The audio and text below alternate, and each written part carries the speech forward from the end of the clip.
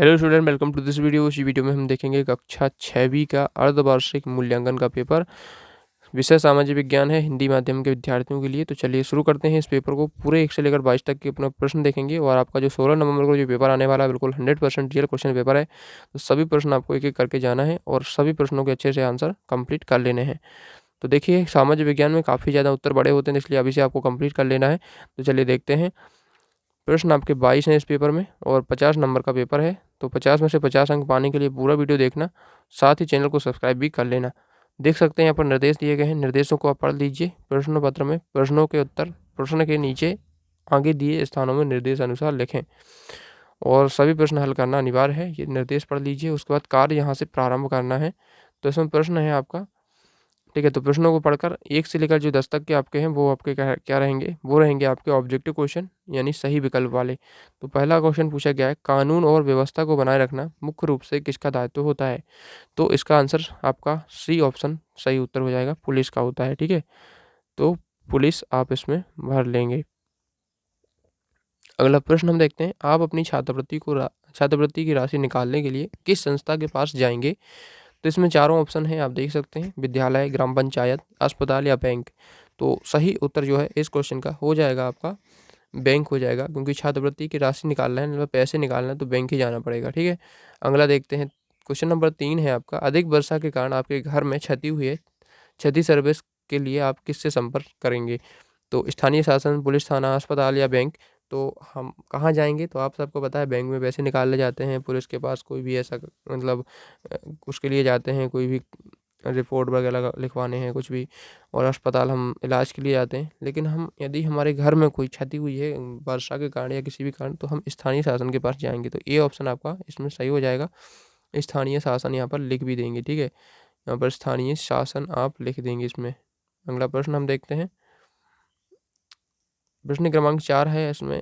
प्रश्न क्रमांक 4 और 5 में आपको इसको देखकर आंसर देना है, ठीक है। तो इसमें देख सकते हैं इस प्रकार से बना हुआ है, सुनीता का घर है बीच में, उसके उत्तर दिशा में अस्पताल है, नीचे दक्षिण दिशा होती है तो दक्षिण दिशा में पोस्ट ऑफिस है उसके, ठीक है। ऊपर कौन सी होती है? ऊपर उत्तर होती है, याद रखिएगा, ठीक है। और इस तरफ होता है आपका पश्चिम, सॉरी पूर्व, पूर्व दिशा होती है, और इस तरफ होती है आपकी पश्चिम दिशा, ठीक है। इसको याद रखिएगा। अब इसमें इसी से संबंधित प्रश्न पूछे जाएंगे। तो देखिए, हम प्रश्न देखते हैं। इसमें देख सकते हैं, सुनीता को एटीएम से पैसे निकालने हैं, तो वह अपने घर से किस दिशा की ओर जाएगी? तो देखिए, एटीएम कहाँ पर है? तो देख सकते हैं सुनीता के घर से इस दिशा में, इस दिशा में हमने कौन सी दिशा लिखी थी? पश्चिम दिशा लिखी थी। तो इस दिशा में जाएगी ना एटीएम से पैसे निकालने, तो पश्चिम दिशा आपका बी ऑप्शन आंसर हो जाएगा इसमें। बी ऑप्शन हो जाएगा पश्चिम दिशा। आप इस प्रकार से लिख देंगे इसमें, ठीक है, पश्चिम दिशा। अगला हम देखते हैं। अगला क्वेश्चन कह रहा है, सुनीता के घर से दक्षिण दिशा में कौन सा स्थान है? तो इसमें देखिए, कौन सा स्थान है सुनीता के घर से दक्षिण दिशा में? तो दक्षिण दिशा है उसकी ये नीचे की तरफ, ठीक है। ये देख सकते हैं, सुनीता का घर के दक्षिण दिशा नीचे की तरफ है, तो दक्षिण दिशा में पोस्ट ऑफिस है। तो क्या है? Post office. डी ऑप्शन आप टिक कर लेंगे। अगला प्रश्न हम देखते हैं, वनों की कमी का परिणाम होगा। तो क्या होगा वनों की कमी का परिणाम? तो ऑक्सीजन की मात्रा बढ़ जाएगी, तो ये तो बिल्कुल नहीं होगा, ठीक है। अधिक वर्षा होगी, ये भी नहीं होगा। ऑक्सीजन की मात्रा घट जाएगी, हाँ घट जाएगी, तो ये वाला सही हो जाएगा। मिट्टी के कटाव का कोई अंतर नहीं होगा, तो ये वाला गलत है। तो आपका जो सही उत्तर हो जाएगा वो सी ऑप्शन आपका टिक कर लेंगे आप, ये आंसर हो जाएगा, ठीक है।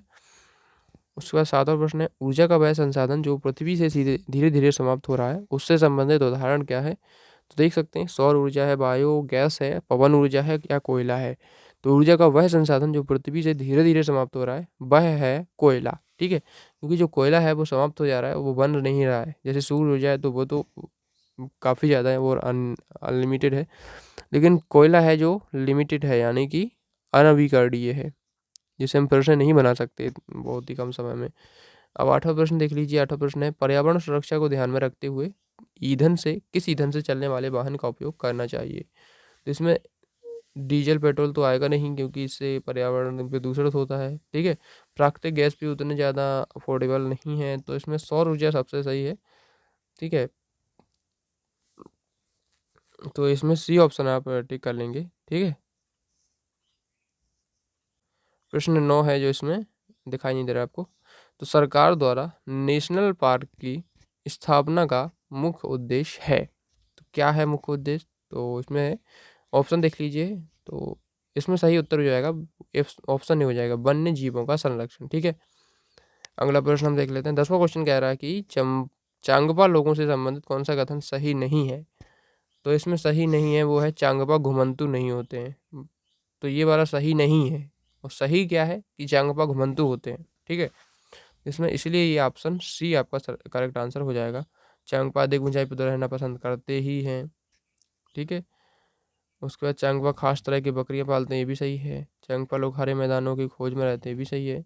चांगपा घुमंतु नहीं होते हैं, ये गलत है, क्योंकि चांगपा घुमंतु होते हैं। ठीक है, तो 10वें का सी ऑप्शन करेक्ट कर लेंगे।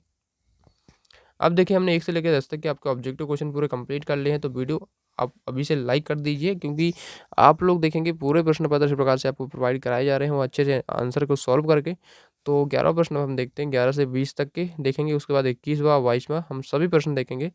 ठीक है, तो देख सकते हैं जॉब कार्ड बनवाना, राशन का वितरण कराना, कानून का पालन करना, ये सब जो कार्य हैं आपको इसमें अलग अलग लिखना है तालिका में।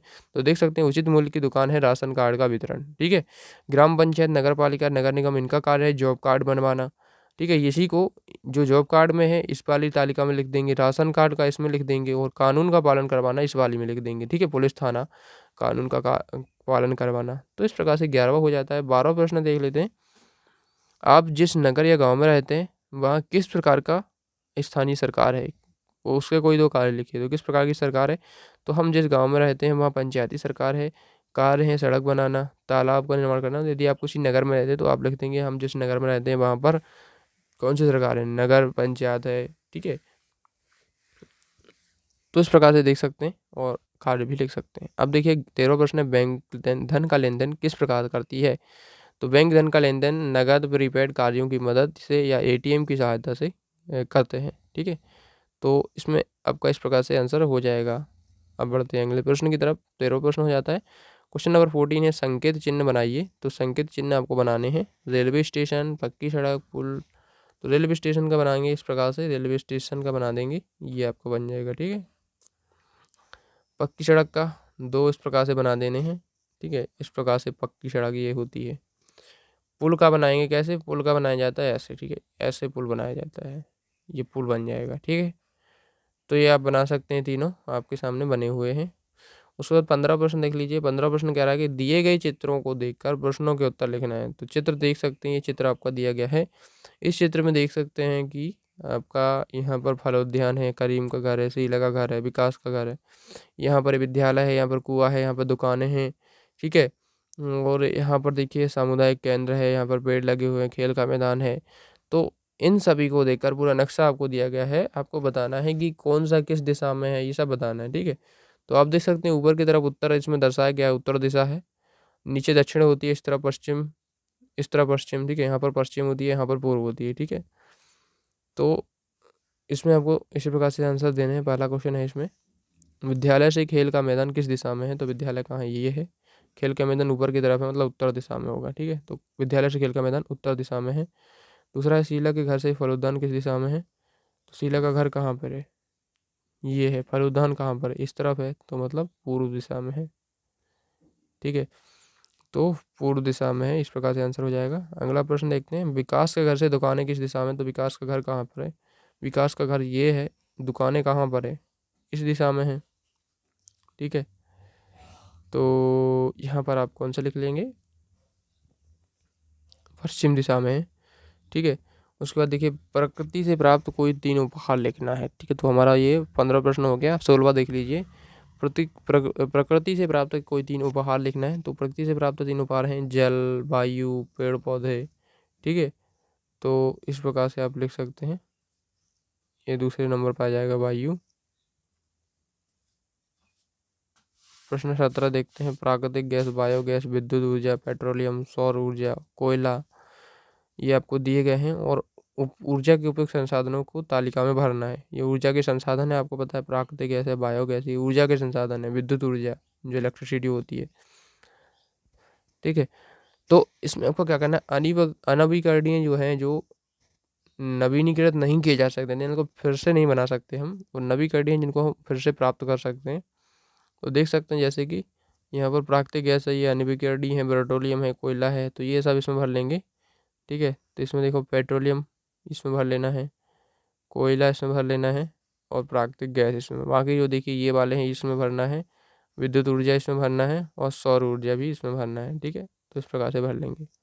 18वां देख लीजिए, वनों का संरक्षण क्यों आवश्यक है, कोई 3 कारण लिखिए। तो वनों की कमी के कारण भू उत्पादन, अनावृष्टि, बाढ़ आदि समस्याएं उत्पन्न हो रही हैं, इसीलिए वनों का संरक्षण आवश्यक है। कारण कारण देख सकते हैं, कारण है प्राकृतिक संसाधनों का रख रखाव, मरुस्थलीकरण को रोकना और वर्षा, ये सभी कारण हैं इसलिए हमें वनों का संरक्षण करना चाहिए। 19वां प्रश्न है, ऊंचाई पर रहने वाले मनुष्यों का भोजन किस प्रकार का होता है। 3 अंक के लिए प्रश्न देख सकते हैं। ऊंचाई पर जाने पर तापमान कम होता है, इसीलिए आपको ऊंचाई पर उसी प्रकार का भोजन ले जाना चाहिए, मतलब गर्म प्रकार का भोजन हमें करना चाहिए। 20वां देख लीजिए, अगर आप किसी पहाड़ी इलाके की यात्रा पर जा रहे हैं तो वहाँ कौन कौन सी आवश्यक सामग्री साथ ले जाएंगे। तो 3 अंक का प्रश्न देख लीजिए, यदि आप पहाड़ी इलाके पर जा रहे हैं तो आपके पास स्वेटर, बॉडी वार्मर, मफलर आदि होना चाहिए और खाना पानी की भी पर्याप्त व्यवस्था होना चाहिए। ठीक है, तो ये सब होना चाहिए।